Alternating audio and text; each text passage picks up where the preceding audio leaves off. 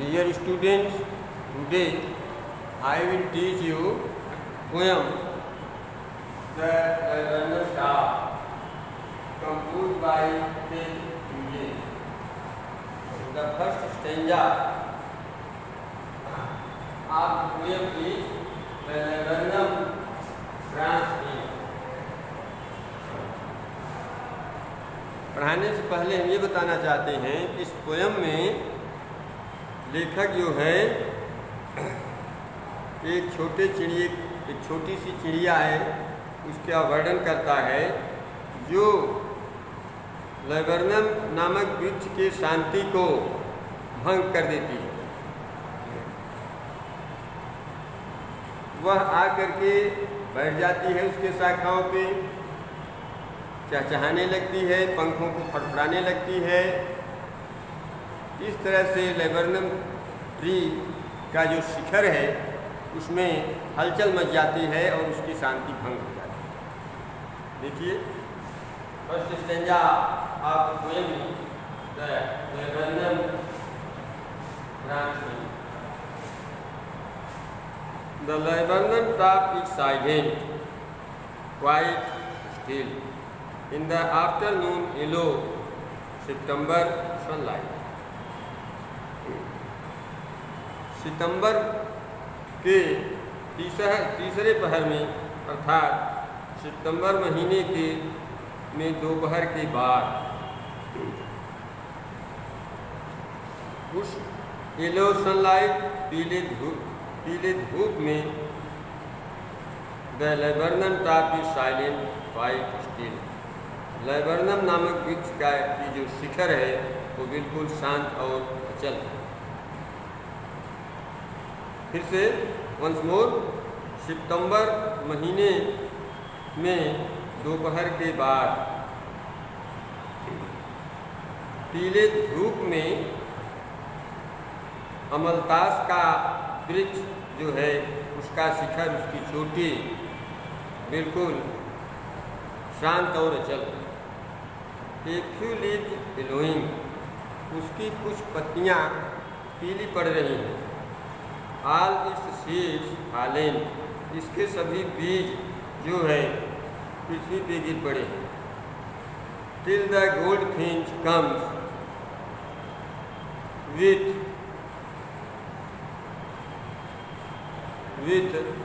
Pitching चर a suddenness, a startlement at branch in.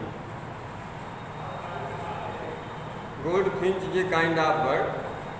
एक goldfinch इस लैबरनम वृक्ष के शाखा के एक सिरे पे आके जो है अचानक आके बैठ जाती है और उसके फड़फड़ाने से, उसके चहचहाने से जो वृक्ष की शांति है वो भंग हो जाती है और उसमें जो है हलचल पैदा हो जाता है। Now the explanation into English. Here the poet tells us that the crest of the laburnum tree is quite silent and it is peaceful. In the month of September, after noon, in the yellow sunlight,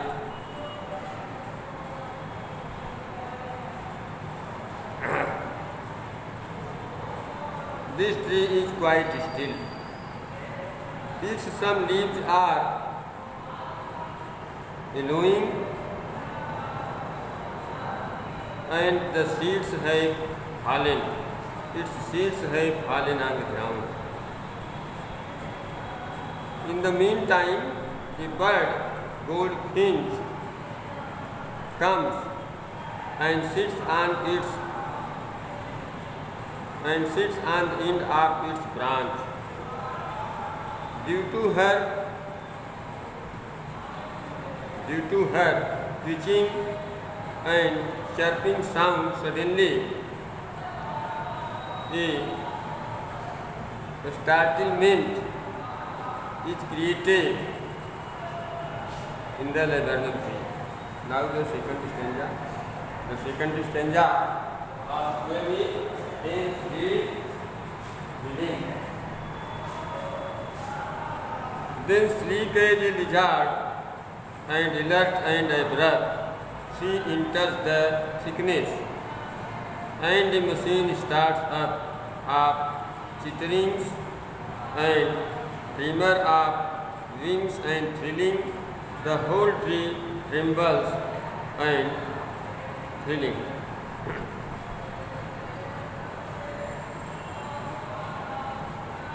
Then sleek as a lizard, छिपकली के समान बिल्कुल चिकना, सजग और चंचल, वह जो है उस वृक्ष की सघनता में चली जाती है, वृक्ष की सघनता में चली गई।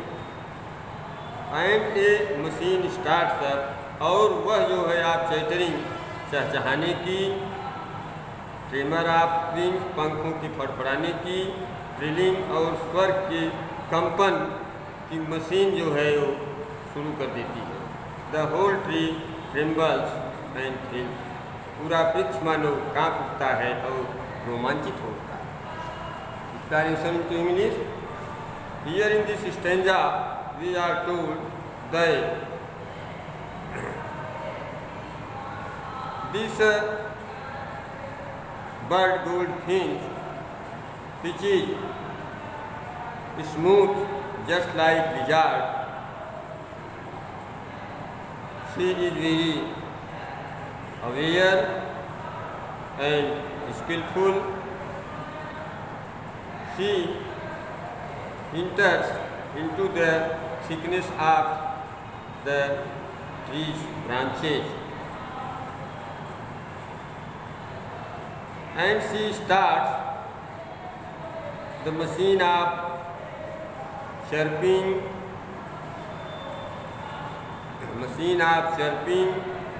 twittering and vibration. In this way, the whole tree seems to be trembling and it is filled with thrill, रोमांच से जो है भर जाता है। Now the third stanza, it is to be. It is the engine of her family, ये उसके परिवार का इंजन है। She stokes it full, वह जो है इसे पूरी तरह भड़का देती है। Then flirts out to a branch in, फिर उड़ करके एक शाखा के छोर पर चली जाती है। शोइंग हर बैरेट फेस, वह जो है अपने धारीदार मुखौटा दिखाती है। Showing her barred face means अपने धारीदार मुखौटे को दिखाते हुए वह उड़ करके एक शाखा की छोर पर चली जाती है। आइडेंटिफाइड मार्क, यही धारीदार मुखौटा जो है उसकी पहचान है। देन विथ हीरे डेलिकेट विशिल शर, इस पर सी लॉन्चेज हुए, फिर वह अलौकिक कोमल सीटी वाली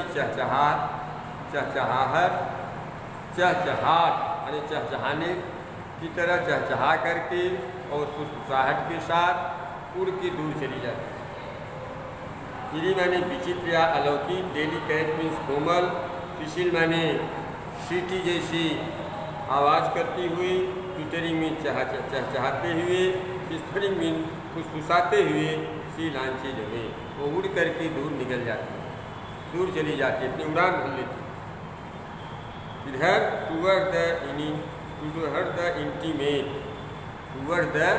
इंटीमेट, अनंत आकाश की तरफ, टूवर्ड द इंडलेस स्काई, उड़ती चली जाती है। And the laburnum subsides to empty, और लैबर्नम का जो वृक्ष होता है वो बिल्कुल शांत हो जाता है और सुनसान हो जाता है। Now the explanation in English. Here in this stanza, the poet tells us that the chirping sound is the engine of her family.